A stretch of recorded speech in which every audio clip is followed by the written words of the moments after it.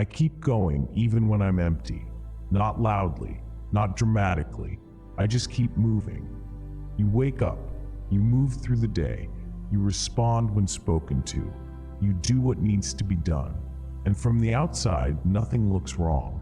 But inside, something feels hollow. Not painful enough to stop you, not clear enough to explain. Just a quiet absence where energy or meaning used to be. This isn't about giving up. It's about how you keep showing up without feeling full. Not because this will fix anything quickly, but because this is what it feels like when you've been going longer than anyone can see. This feeling isn't easy to explain, and you shouldn't have to justify it. Even if your mind keeps checking for a reason, even if you've tried to label it and couldn't. It isn't laziness. It isn't proof that something inside you broke. Sometimes it's what happens when you've been steady for too long, when you've carried responsibilities quietly, when you've learned to minimize your own needs because things had to keep moving.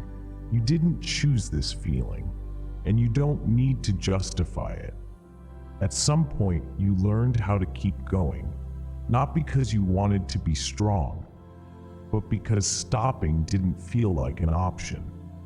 Maybe there were people who relied on you. Maybe things fell apart if you slowed down. Maybe you noticed early that showing up mattered more than how you felt inside. So you adapted. You learned how to move forward even when motivation faded, how to finish things while feeling disconnected from them, how to stay functional without being fully present. This didn't happen overnight.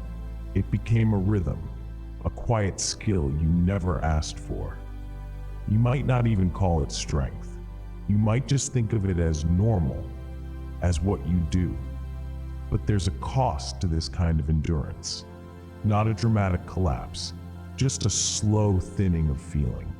And still, you continue. Not because you're empty inside as a person, but because you trained yourself to survive without refilling. Staying neutral can be exhausting in its own way. It's like holding your breath without realizing you're doing it. You're not panicking, you're not breaking down, but you're never fully settling either. Your system stays alert, not because danger is near, but because you've learned that slowing down has consequences. Maybe when you did slow down once, things piled up. Maybe people stopped checking in. Maybe you felt like the world kept moving without you. So now you don't stop.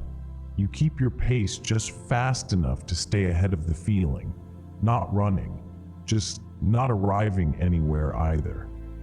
This kind of emotional suspension doesn't look serious from the outside, but inside, it's heavy.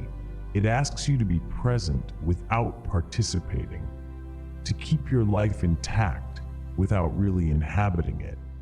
And because nothing is technically wrong, it can take a long time to realize how much this is costing you.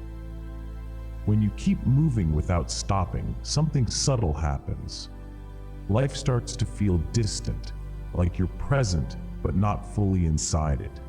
You still do the things, you still meet expectations, but joy feels muted and rest never quite reaches you. Moments pass without landing.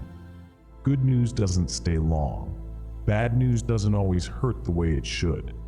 It's not that you don't care. It's that caring takes energy you don't have access to right now. You might feel like you're watching yourself live, going through routines on autopilot, checking boxes without feeling connected to them. And because you're still functioning, it's easy to dismiss this, to tell yourself it's not serious, that others have it worse. But this quiet numbness has weight. It asks something of you every day. If this is landing, stay a little longer, not to solve it, just to notice what's been quietly unfolding inside you.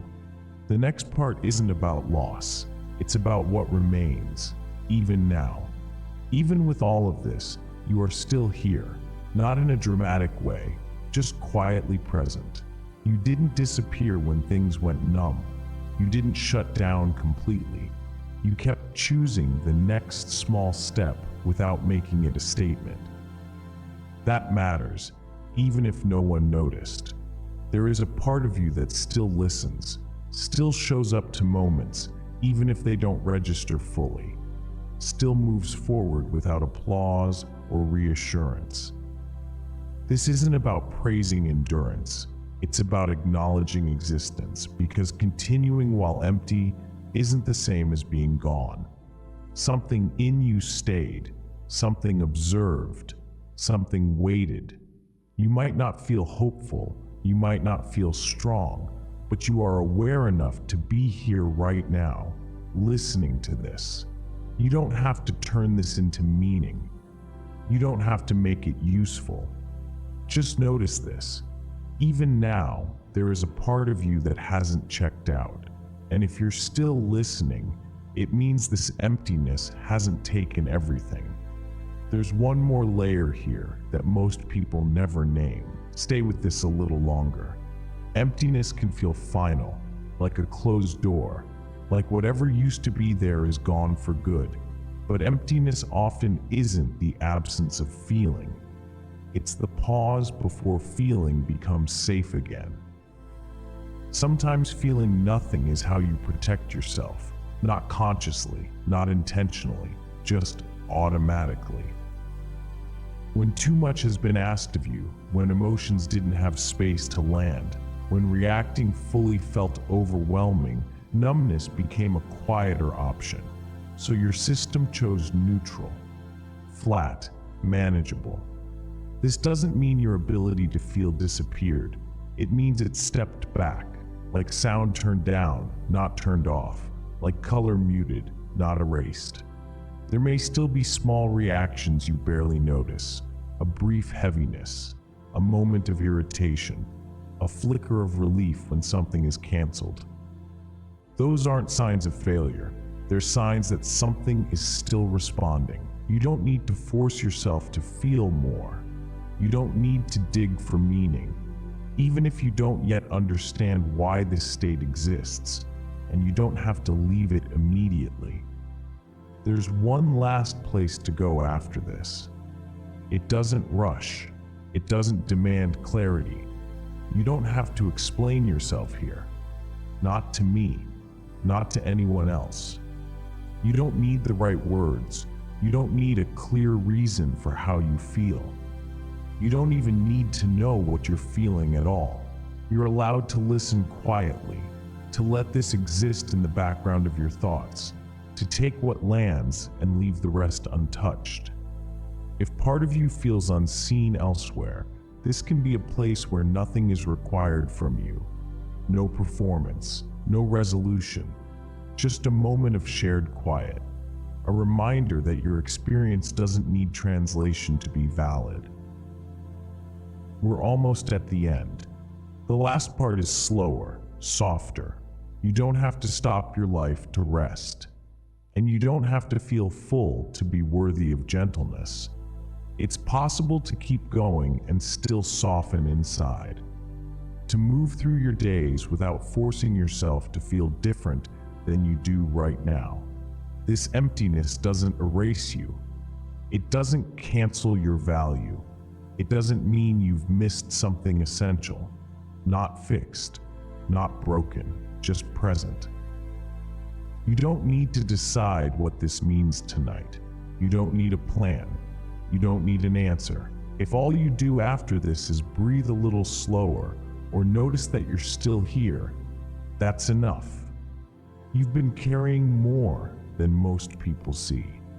Quietly, consistently. And even if nothing changes immediately, you don't have to carry it alone in this moment. You can rest here, not by stopping, but by letting yourself be exactly as you are, without asking more of yourself than you can give right now. You're allowed to end the day this way.